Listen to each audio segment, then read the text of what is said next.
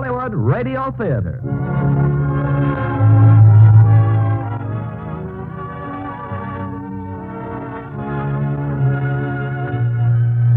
Claudette Colbert and Barbara Rush in Thunder on the Hill. Ladies and gentlemen, your producer, Mr. Irving Cummings.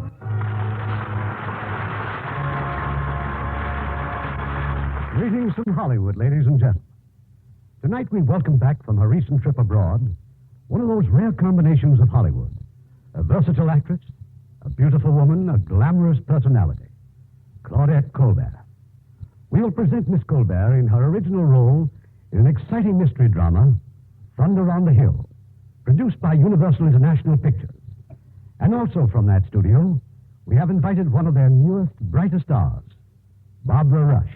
Now, Thunder on the Hill, starring Claudette Colbert as Sister Mary and Barbara Rush as Valerie Kahn.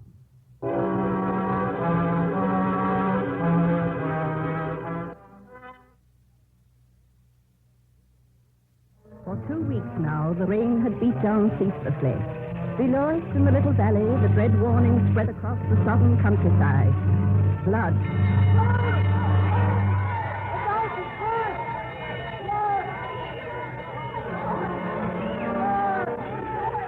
For the villagers, there was only one refuge, the convent and hospital of Our Lady of Rheims.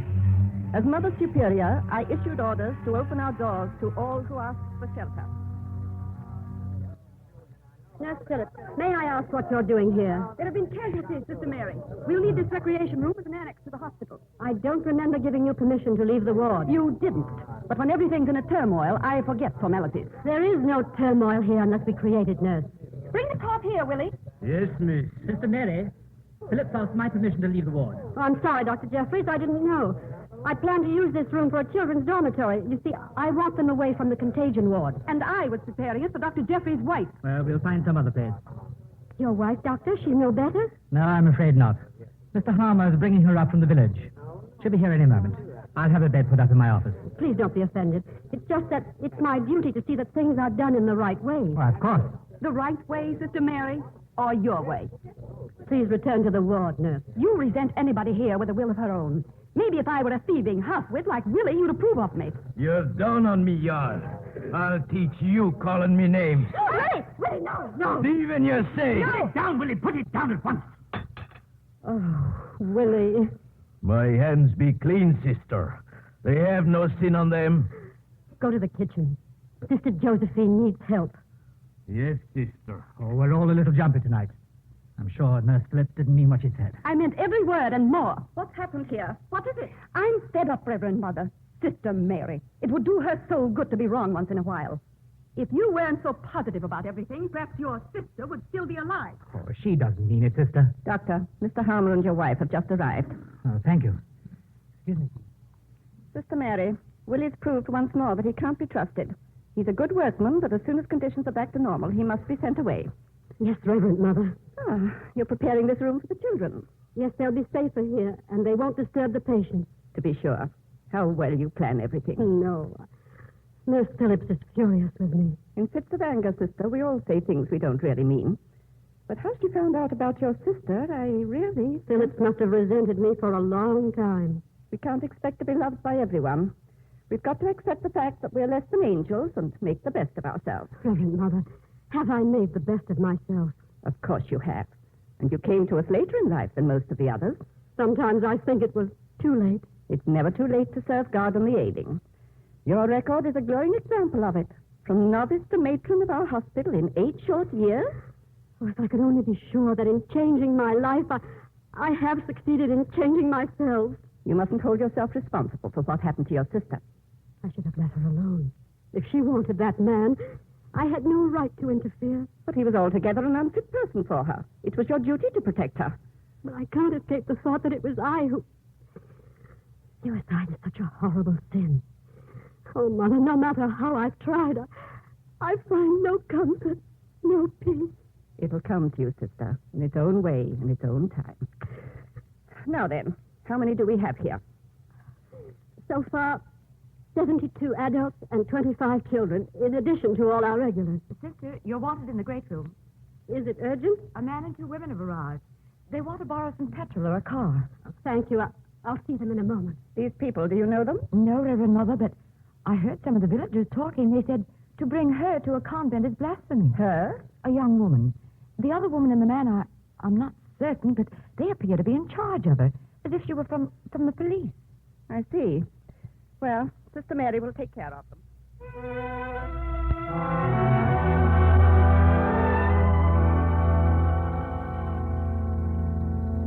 Take off your coat, miss. It's soaked. Worried about my health, Mrs. Pierce? I only want you to be comfortable. We'll be back on the road soon. Good evening. I brought you a tray. It's just soup, but it's hot and nourishing. Oh, I was told there were 3 of you. Sergeant Melling will be back in a moment. Here's your soup. Sit down, won't you? Thanks, but I don't want any soup. Please, it will warm you. I'm not cold. Then let me have your coat. Perhaps you don't care about getting ill, but we do. Why should you? Oh, for one thing, our wards are overcrowded. Oh, I want to get out of here. What's keeping him so long? Why are you in such a hurry? Oh, but I'm not. They are. Well, isn't there anything I can do?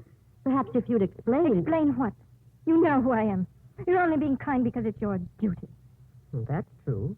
And if I can't be of any help, it only means I've failed in my work. How very clever, sister. Appeal to the sinner's conscience, the trick that never fails. Well, with me it does. I have no conscience. Well, and I have no tricks left except to ask you once more. Take off your coat. All right, I'll take it off. I don't want you to be a failure on my account. You'd make me even a greater success if you took your soup. Now, will you stop? Really, miss. There are times when I... Yes? When? Well, they've all been evacuated, I'm sure. But if there's anything we... Hello? Hello? Sister, I was just talking to the chief engineer at the dike. I was cut off. Will you ring through, please? What? Oh, thank you. Well, get ready, Pierce. They're giving us petrol. We'll be in Norwich in an hour. I'm afraid you can't. Oh, why not, ma'am? What is it, Sister Mary? The dike has been abandoned, Reverend Mother. They expect it to collapse at any moment. Oh, then if I may use your phone, I'll have Norwich send us a launch. I'm afraid you can't do that either. The wires are down. There's no way to communicate with the outside. But we must be in Norwich before tomorrow. That's impossible, Sergeant. Even if the rain stops, it'll be at least 2 or 3 days before... 2 or 3 days? I couldn't stand it. Sister Mary, you'd better put the entire staff on emergency duty. They're bringing in more casualties from... Why, Valerie. Good evening, Dr. Jeffries. How did you get here? Valerie Carnes. That's right, sister. Valerie Carnes, the murderess. Valerie Carnes, who was on her way to Norwich Prison to be hanged in the morning. But now they'll just have to wait. Oh, can't you see it in the newspapers? Postponed because of rain. Just like a cricket match. All right, miss. Easy now. Take her to my office. Put her on the couch. Don't leave her alone, Pierce. Not for a second.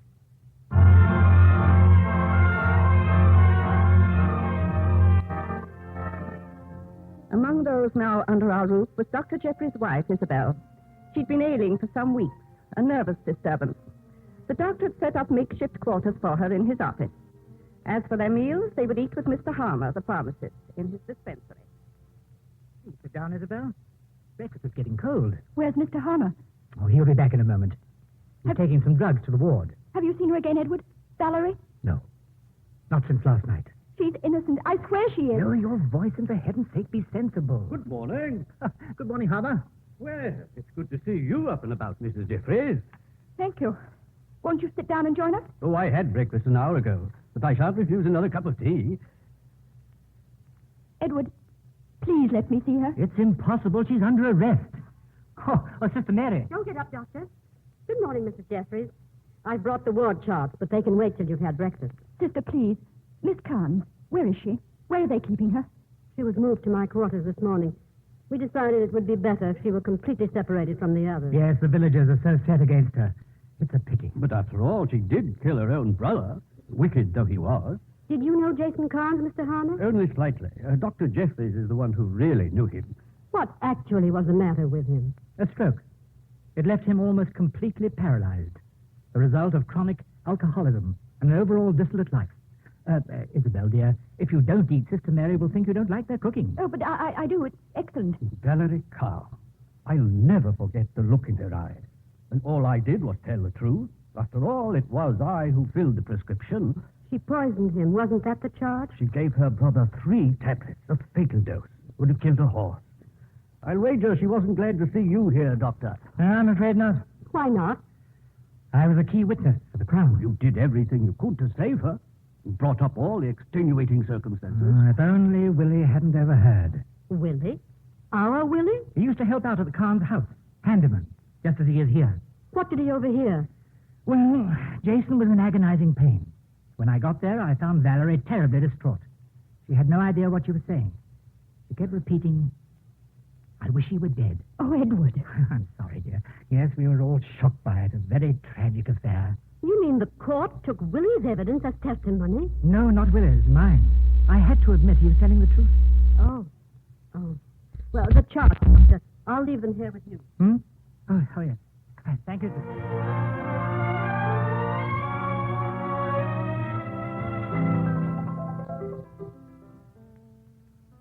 Oh, it's you, sister. Come in.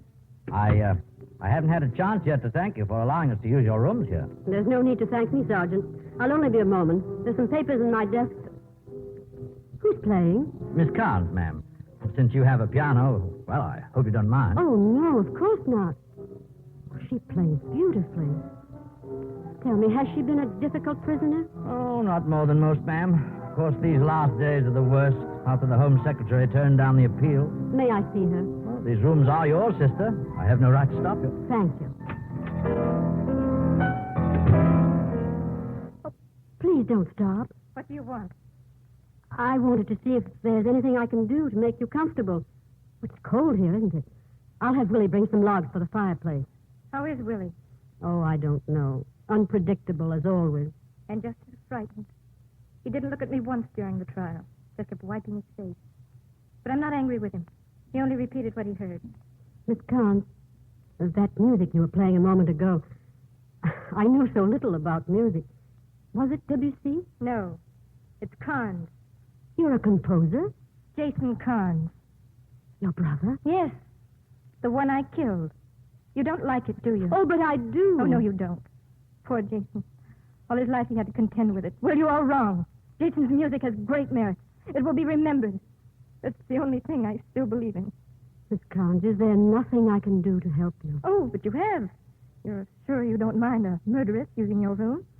You didn't kill your brother. I'm sure you didn't. How very kind of you. That makes two of us. Even if you had done it out of some false sense of mercy, his death would be on your conscience, and you wouldn't find peace, not for a second. You had peace while you played. Why? Why do you think I'm not guilty? Tell me. Perhaps because I know how it feels to be guilty. Well, suppose you do believe in my innocence. What does that mean to me?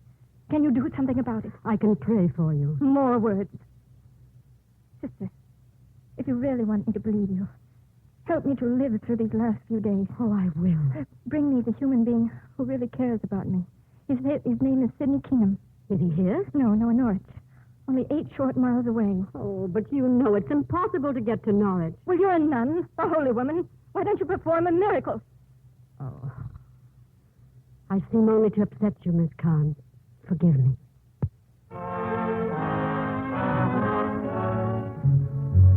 Later that night, Sister Mary went to the kitchen. She wanted to talk to Sister Josephine. In the corner, Willie was eating his supper. Finish your supper and get some sleep, Willie. Tomorrow's another long day. Aye, sister. I go up soon. Sit down, sister. There's something on your mind, isn't there? You have that faraway look in your eyes. Is it still that unfortunate girl? Ever since last night, from the first moment I saw her, something passed between us. Sister Josephine, I know she's no more guilty of murder than you are. But you can't be so certain. I am certain. It's as if I were driven from within to do something. This great flood, it must have been God's will to surround our house with water, to let no one in and no one out. God's will it is. If I could only go to Norwich. Norwich? I'd do anything if I could get there tonight. Well, that's the first foolish thing I've heard you say in 8 years. Sister, I need your help. My help? I want to know everything about that trial. But how would I know? Those old newspapers you're always saving. It seems a waste to throw out newspapers. Why, I use them to line my shelves. I know. That's why they must be here somewhere. Please, Won't you find every newspaper you can from last January when the trial was on? Sister Mary, is this wise? I must know more about it, please. Come then. We'll find the paper somehow. Here's another one, sister. Listen. Listen to this. Prosecution. If no one else was in the house, who then but you could have given your brother the 3 tablets? This card. I told you 100 times. I took 1 tablet from the file. I did not substitute the aspirin for the 2 missing tablets. I gave him 1 tablet, just 1 tablet. And here, down here, Mr. Harmer's testimony. Now, if we can find the other... Oh, who's there? It be me, Willie. Come in. Willie, you're dripping wet. I hear you talk, Sister Mary. So I come to fetch you. You be wishing to go to Norwich. And so you will. Norwich? Tonight? Willie found a way. Nobody could but Willie. Be you ready, sister? Yes, Willie. I'm ready. Come. We go to Norwich now.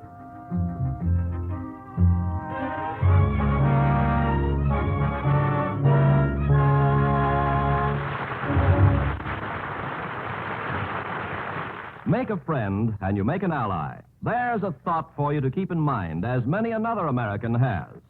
Take the famous all-Negro basketball team, the Harlem Globetrotters. As unofficial ambassadors, in 1 year they played ball before more than 1 million people on 4 continents. In Rio de Janeiro, they entertained crowds of from 30,000 to 50,000. During one summer, they toured Europe and Africa, chalking up another 600,000 fans. In 1952, they celebrated their 25th anniversary as a team by circling the globe. Yes, sir, the team, organized by Abe Saperstein, really gets around. And their exhibitions have been more than just a demonstration of American basketball.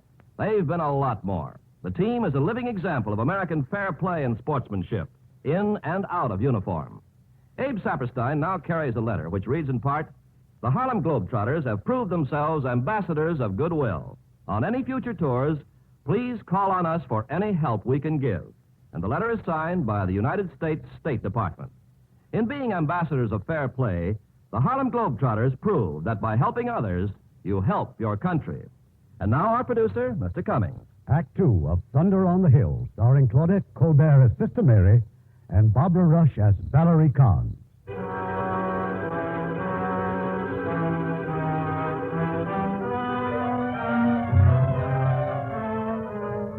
Willie had found a rowboat. This was the means by which he takes Sister Mary to Norwich. It had stopped raining now. The floodwaters were heavy with mist from the park. But Willie never so much as paused at the oar. We be there soon, sister. The dike be right under us now. Crushed flat by the flood it be. Willie, do you know a man named Sidney Kingham? Aye, sister.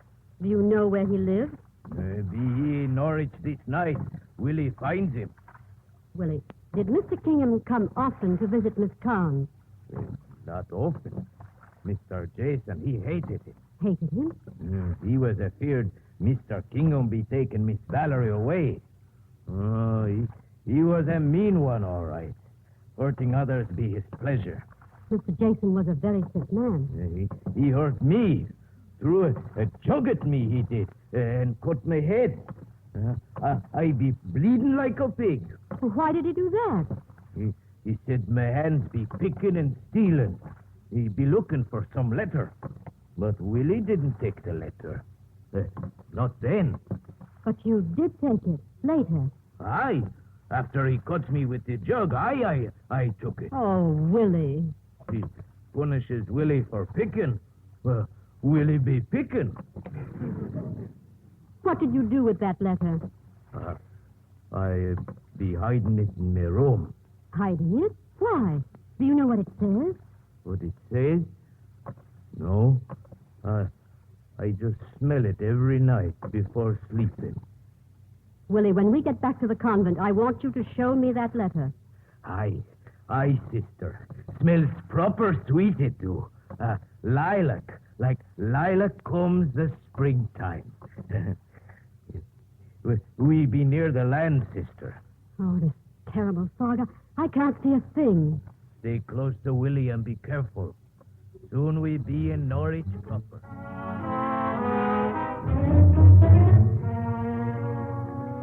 They were back at the convent shortly after dawn. With them was Sidney Kingham. Mrs. Pierce rushed at once for Sergeant Melling. True, sister, you've been to Norwich? Yes, Sergeant. Well, of course, you notified the authorities there that we're here. No, I didn't have it in mind. Oh, that's unfortunate. Oh, however, I'll have Willie, or whatever his name is, take us back immediately. I'm afraid that's impossible, Sergeant. As soon as we returned, Willie smashed the boat to pieces. Why didn't you stop him? She couldn't. Oh, this is Mr. Kingham, Sergeant. Kingham. Oh, yes, her fiancé. So that's why you went to Norwich. I'll have to advise my superiors about this. I have no choice. You must do your duty, Sergeant. It's my fault, sister. I never should have asked you. I knew what I was doing, Miss Kahn. Now, if you'll excuse me, my place is in the ward. Oh, wait, please. I have a gift for you. Oh, we don't accept gifts. You did this for an innocent woman. I swear this to you. It's all I have. I make you a gift of it. My innocence. Deo grazie. I'll cherish it.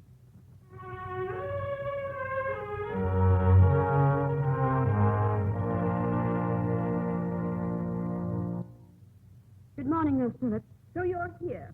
We've been looking all over for you for hours. Well, it's too late now. What is it? Mrs. Smithson's had her baby. She said you promised to be with her. Yes, I did promise. What about her? And the baby? She's all right, but the baby's barely breathing. It's hopeless. Oh. But Dr. Jeffries is still trying. I'll see him at once. Just a minute. Most of the villagers are here, and they know all about you. How you had to go and bring that evil woman's lover back. Her pleasure meant more to you than poor Mrs. Smithson and her baby. If I were you, I'd keep away from the villagers. Thank you for warning me, Nurse Phillips. Tried everything, Sister Mary.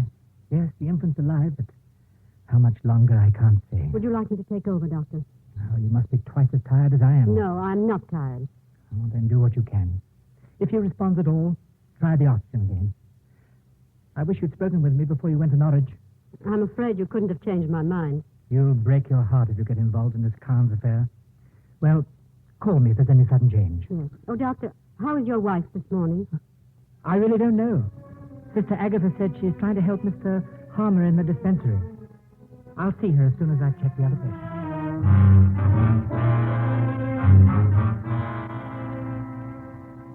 I don't believe it, Nurse Phillips.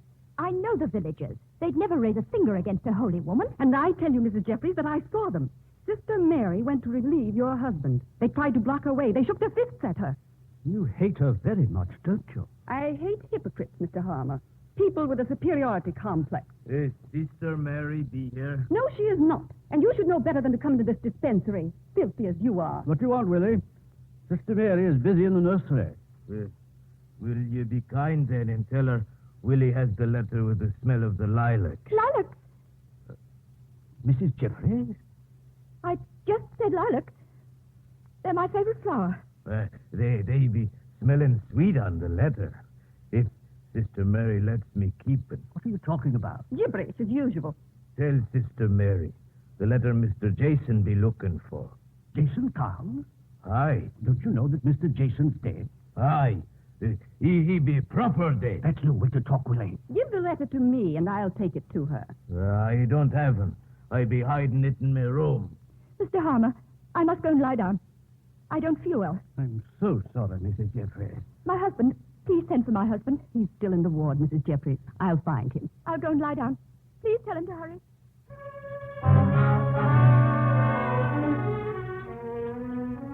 We were all too occupied that morning for me to press the matter of Sister Mary's journey to Norwich, but it was something I could not ignore.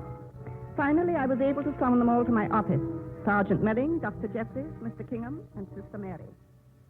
Now, first of all, madam, as the matter of this report I've prepared, a simple declaration of facts concerning the deliberate destruction of the rowboat. Have you read this report, Sister Mary? No, Reverend Mother, but I'm certain it's accurate. I regret having to do this, but there's been an obstruction of justice. Oh, please don't worry, Sister Mary. I'm sure they'll forget all about it after Valley. Well, I mean, what I mean What do you mean to say is after she's been hanged? I'm sorry, Kingham. Regardless of official charges, Sister, I wish you'd use better judgment. But, Reverend Mother, my heart went out to that poor girl. Has any real harm been done in letting her see this man? The fact remains she's a convicted murderess. I don't suppose I should say it, But Jason Carnes deserved what he got. Why shouldn't you say it? He just tormented and abused Valerie constantly. Oh, stop being so certain of her guilt, both of you. Sister Mary. Now, look at the facts, sister. I prescribed tablets to let him sleep. Harmer made up a 3-week supply the day my wife and I left for a holiday. 21 tablets. Before I left, I cautioned Valerie to give Jason only 1 each night. No more, no matter how severe the pain. And 4 days later, Jason was found dead of an overdose. Yes, I know. After 4 days, how many tablets should there have been? 17. And there were 17. But 2 of the remaining tablets were aspirin. Even so, that doesn't prove that Valerie put them there. Jason couldn't reach the file. He was paralyzed. And even if he could, why should he want to replace the tablets with aspirin? It doesn't make sense. Sister, if Jason Carnes was paralyzed and Valerie Carnes was alone in the house with him... And I told you what she said to me at the time Willie overheard it. That she wished him dead. But you also told me that she really didn't mean it. Remember, Doctor? Yes, I had reason to feel that she didn't.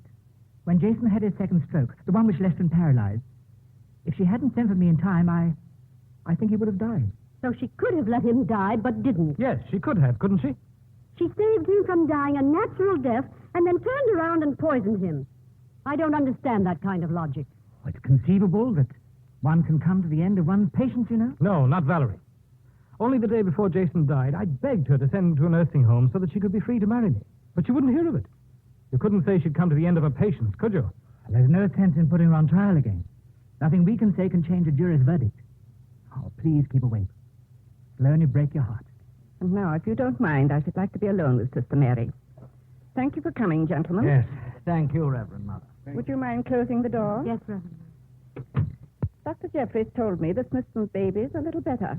We won't know much for a few hours yet. If the child survives, he says we'll have you to thank. We have God to thank. How much better it would be, sister, if you confined all your efforts strictly to your duties. Oh, she's innocent, Reverend Mother. Never in all my life have I been filled with such complete conviction. Then you must renounce that conviction.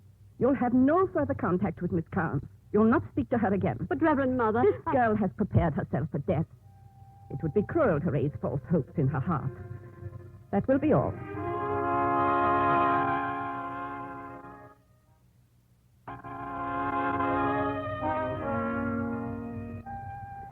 It was evening once again. As I walked to Vespers, I saw Valerie and Mr. Kingham in the garden. Watching closely was Mrs. Pierce. Valerie, please, you're only torturing us.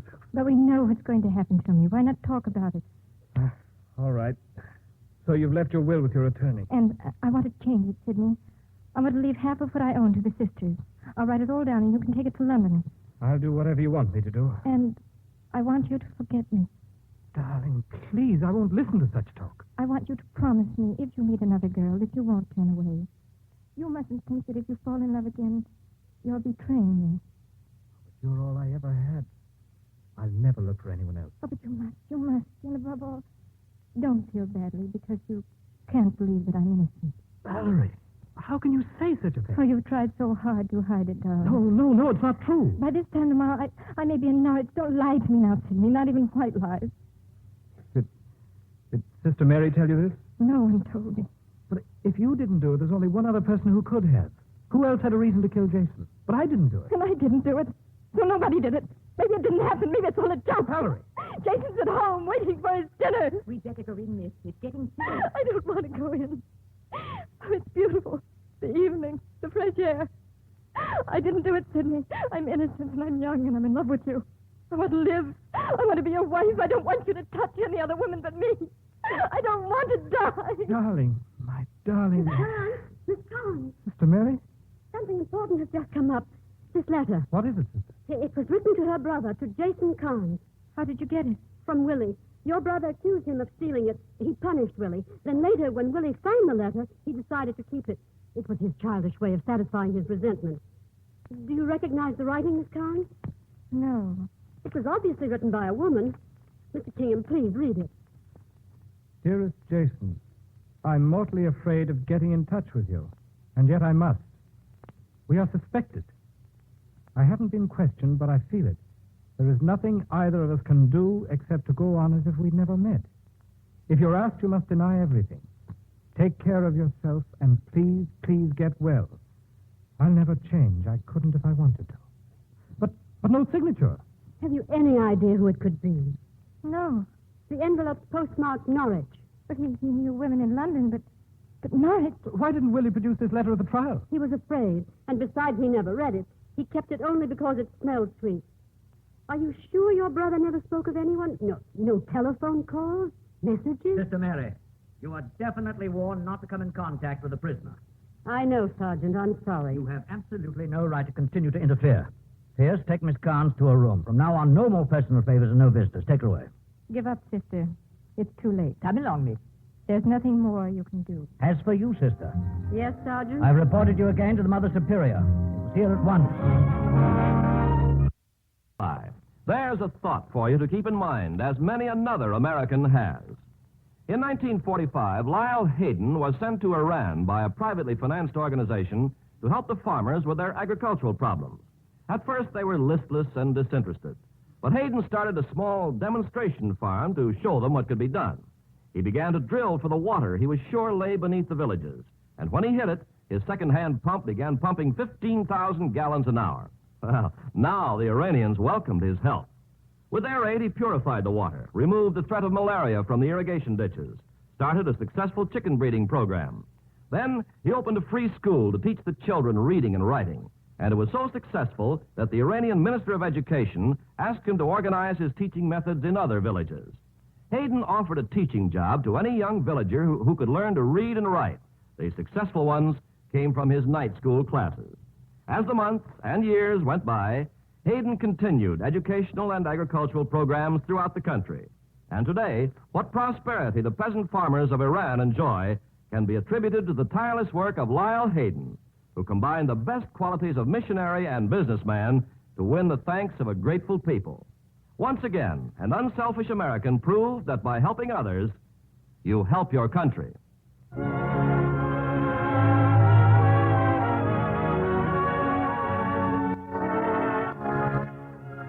We pause now for station identification.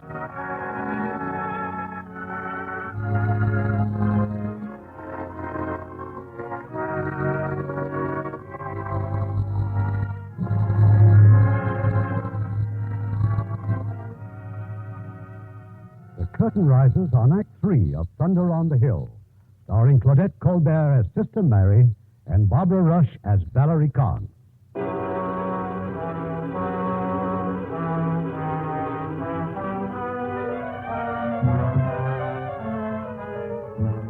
Yes, I sent again for Sister Mary, and for good reason. This latest interference was inexcusable. I cannot defend my actions, Reverend Mother, other than to explain why. Explain, sister. You openly disobey my orders. I felt I had to see Miss Carnes because of the letter. This letter suggests only that Jason Carnes had a secret romance.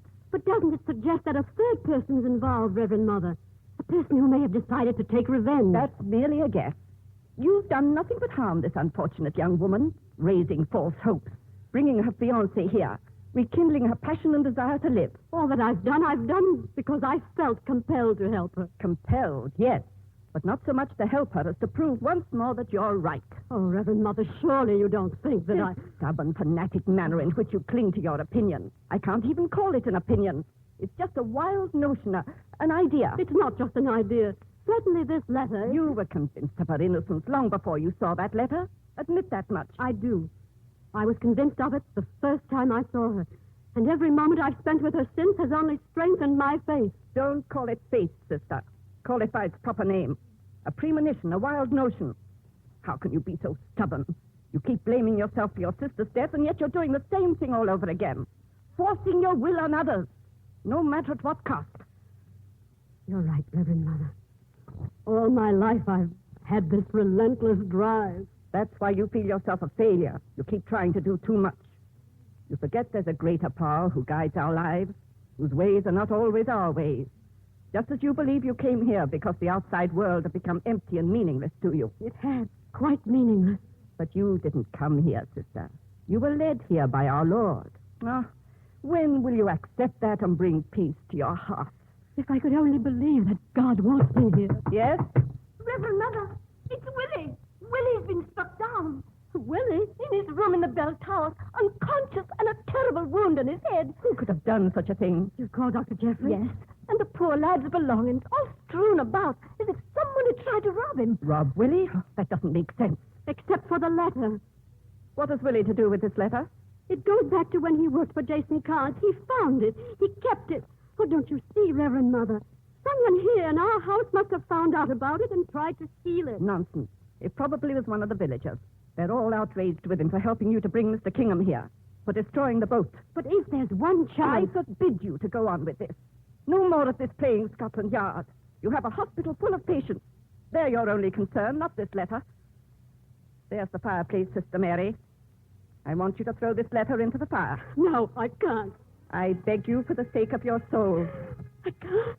I can't. Then I shall burn it. Oh. You can forget about the letter now. And try to forgive me.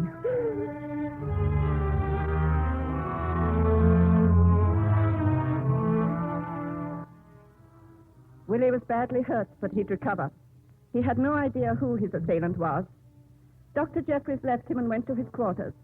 His wife was lying down. She was very distraught. Did you get it, Edward? Get what, Isabel? My letter. The letter I told you about. But you didn't tell me about a letter, dear. I did. The letter I wrote Jason. Oh, you've been sleeping, Isabel. You had another one of your dreams. I hope you get over them. Edward, this wasn't a dream. How do you know? Because they heard Willie talk about the letter, too. Mr. Harmer, Nurse Phillips. But what makes you so sure they weren't part of your dream? It wasn't a dream. Ask them. Let them know how ill you are. I've told you before, Isabel. I can help you only if you trust me. I don't think you'd like me to commit you to a nursing home. Edward, no. No, don't. It was a dream.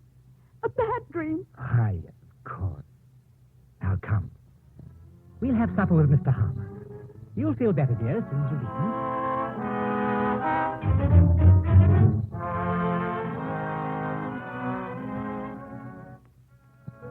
Miss Karen, I made it especially for you.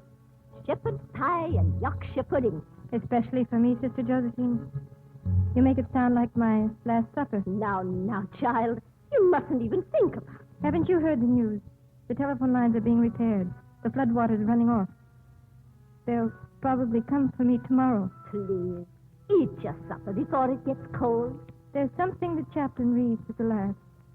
I heard it once from a cell next to mine. I am the resurrection and the life, saith the Lord. And he that believeth in me, though he were dead, yet he shall live.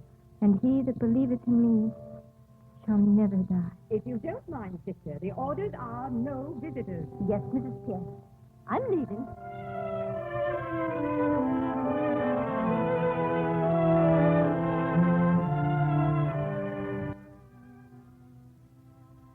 Show me the path I must follow, dear Lord, for I'm lost.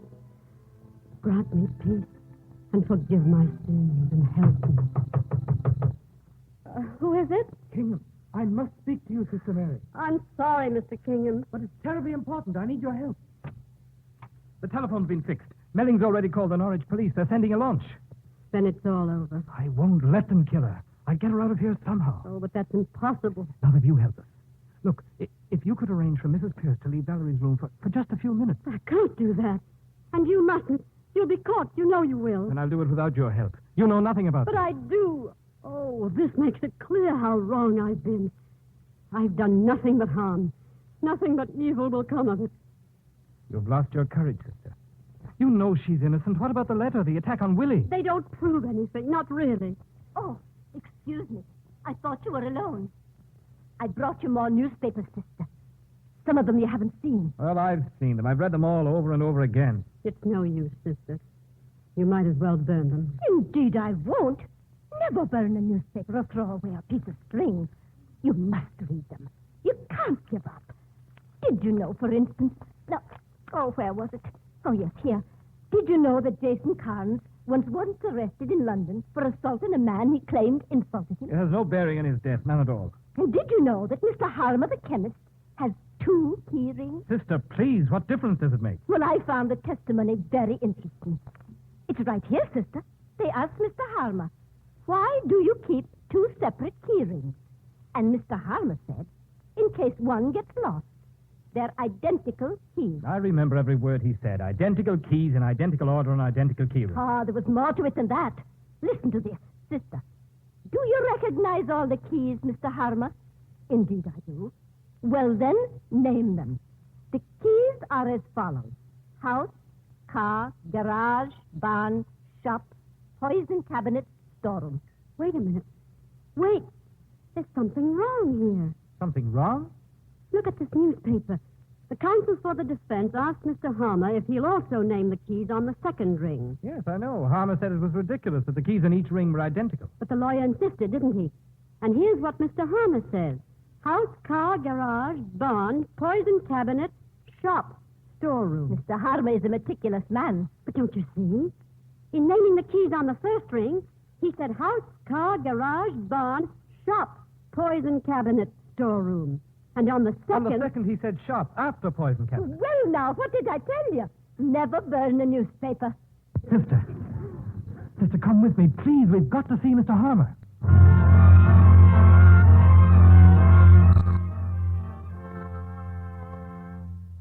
Except, sir, I never make mistakes. That's one of the few virtues I can boast of. In all modesty, of course. But you've just read what the newspaper says. Your own testimony, Mr. Harmer. Well, I don't argue that, Sister Mary. I merely suggest that the mistake was not mine. The court clerk, perhaps, or the newspaper reporter. Then you're certain the order of the keys was the same on each ring. Well, now that's very easily confirmed. This is the key ring that I carry with me, and over here on the shelf is the set of duplicates. Good evening. Hi. Oh, I hope I'm not disturbing anything. Not at all, Dr. Jeffries. Doctor, how's Willie? Oh, he'll be all right, I think. I was on my way up to see him now. I just remembered I hadn't given my wife her sedative. Anything I can do for you, Mr. Harmer? Oh, no, Doctor. Just a little matter about my key rings. Well, good night, then. Now then, here are my 2 key rings. They were both impounded by the court. I got them back. I never thought to look. But suppose we do so now. Each ring has 7 keys. Correct? And each key... By Jove. By Jove. Oh, this is ridiculous. Ridiculous? Well, what I mean, dear me, you are right. They're not in the proper order at all. Someone took the key to the poison cabinet and put it back on the ring in the wrong place. But who could have done it? Who? I'm sure I don't know, Mr. Kickham. My apprentice, perhaps, or Willie. Who else, Mr. Harmer? Well, any of my professional clientele, for that matter, the doctors, the visiting nurses of the district, they all have the run of this dispensary. Find Sergeant Melling, Mr. Harmer. You must tell him at once. Of course, at once. Isabel, please. How can I help you if you keep resisting me? Edward, no. No, I've had my sedative. I don't want another. But this is only half a grain, darling. Then you'll be sure to sleep. No, Edward, don't. I don't want another. Edward! Sister Mary had not gone with Mr. Kingham and Mr. Harmer in search of Sergeant Melling. She remained in the dispensary. Now in her hand was a tiny box. Dr. Jeffries had dropped it in the wastebasket when he left the dispensary a few moments ago. The box had contained a powerful sedative. Please, Edward, no more. It's Sister Mary, Mrs. Jeffries. You've got to get out of bed. You've got to keep moving. You'll be all right if you keep awake. Edward, sedative. Mrs. Jeffries, you knew Jason Carnes. I'm not allowed to say. Oh, you must tell me. You can save an innocent life. Now lean on me and just keep walking. Where are you taking me? We must find Sergeant Melling. You don't want Valerie Carnes to die. Poor Valerie. She loved Jason, too. If only he'd lived, I wouldn't be here. You loved him. You wrote that letter because your husband had found out. Yes, I loved him. He wanted me to take me away from... No, we mustn't stop. Please, Mrs. Jeffries, try to stay awake. We must tell Sergeant Melling. No, I don't want to. Please, hold on to me. We must get out of here. Now, think hard, Mrs. Jeffries. Don't let yourself go. We were to meet in London. Take the boat from Southampton. Keep walking, Mrs. Jeffries. It's not much farther. In Victoria Station, the luggage office. There's a suitcase full of things he bought for me. Isabel. Edward, you killed Jason. You killed him. Go back to your room, Isabel. You killed him because I loved him. You hated him and he had to die. Isabel, go back to your room. I'll help her. She can go back by herself. It doesn't matter. Nothing matters anymore. Oh, why, Doctor? Jason Carnes was a hopeless cripple doomed to die. No, he was going to get well. Isabel was going to go away with him. Well, there's only one thing to do.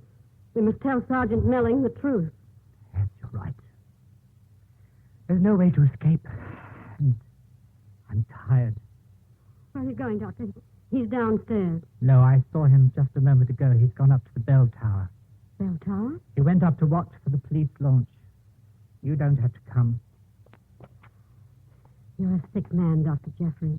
Have you just found it out? I've known it for a long time. My love for Isabel is a sickness. An incurable one. And you would have let Valerie die. I placed the 2 aspirins in the files to divert suspicion from myself. It happened to fall on her. As you can see, I'd stop at nothing to keep Isabel. Why couldn't you have let things alone, sister? Why did you have to interfere? Where's Sergeant Melling? Where? Oh, let me go down. Let me go down, Doctor. He'll never go down, sister. No. Oh, it's quite quiet up here. Just the wind. No one can hear it. No, you wouldn't. They'll know. No one will ever know. But they'll find out. You came up here to be alone. You were severely reprimanded by Mother Superior. You were in great distress. It was dark. You couldn't see the rail. You can't. And you fell. Dr. Jeffries, try to think. It's not just the law you have to answer to. There's a higher authority you must face someday. I know what I'm doing. I'll bear my punishment when the time comes, if I have to. I'm sorry about you and Valerie. Why are you so afraid of death? Why don't you pray? Maybe your higher authority will hear you. Have mercy. I beg you, have mercy. The rail, sister. Let go of that rope. Let go of that rope.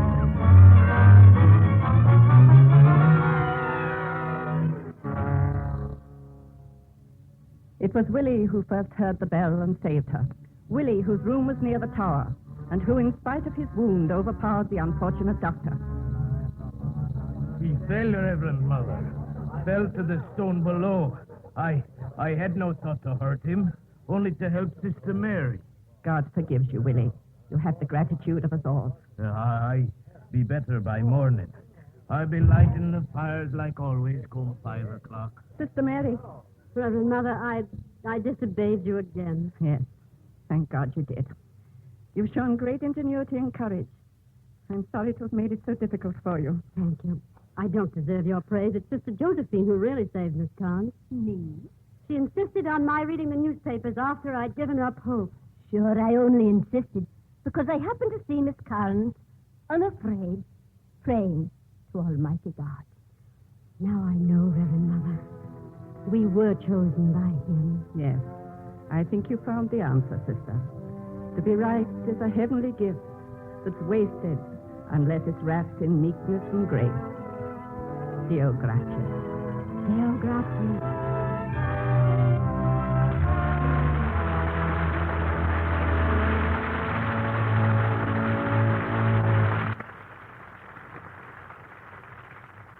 In a moment, our stars will return. At 10 minutes after 2 on the afternoon of August 5th, 1949, the country of Ecuador suffered one of the most disastrous earthquakes of the present century. The dead numbered from 6,000 to 8,000. 20,000 or more were injured, and 100,000 were made homeless. 53 towns were destroyed or badly damaged. But from United States Army installations in Panama came immediate aid. Military planes shuttled back and forth with emergency supplies, food, medicine, clothing, and especially tents for the homeless.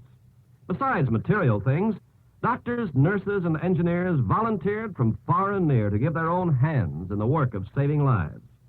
The warm-heartedness of these angels in uniform is remembered in Ecuador as a bright light in its darkest hour. Such acts as these, by you and your friends today, are shaping our world of tomorrow. And now, Mr. Cummings, with our stars. And here they are, coming forward for a well-deserved curtain call. Claudette Colbert and Barbara Rush.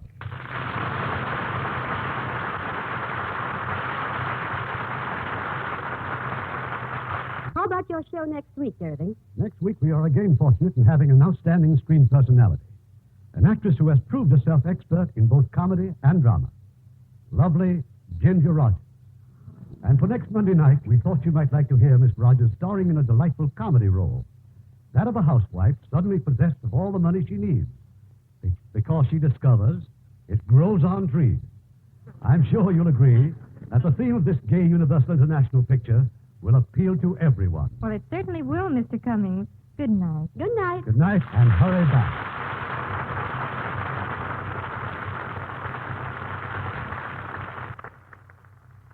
Heard in our cast tonight were Norma Varden as Mother Superior, Leo Britt as Dr. Jeffries, Paul Freese as Willie, Mary Flynn as Isabel, Herb Butterfield as Mr. Harmer, Otto Smith as Sister Josephine, Dan O'Herlihy as Sidney, Joseph Kearns as Melling, Jean Wood as Nurse Phillips, Lois Corbett as Pierce, and Yvonne Patey as Sister Agatha.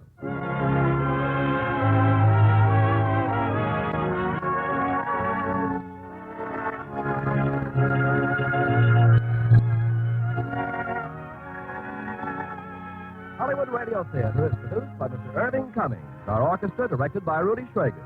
This is Ken Carpenter inviting you to be with us again next week for another worldwide presentation of the Hollywood Radio Theater, brought to you through the facilities of the United States Armed Forces Radio and Television Service.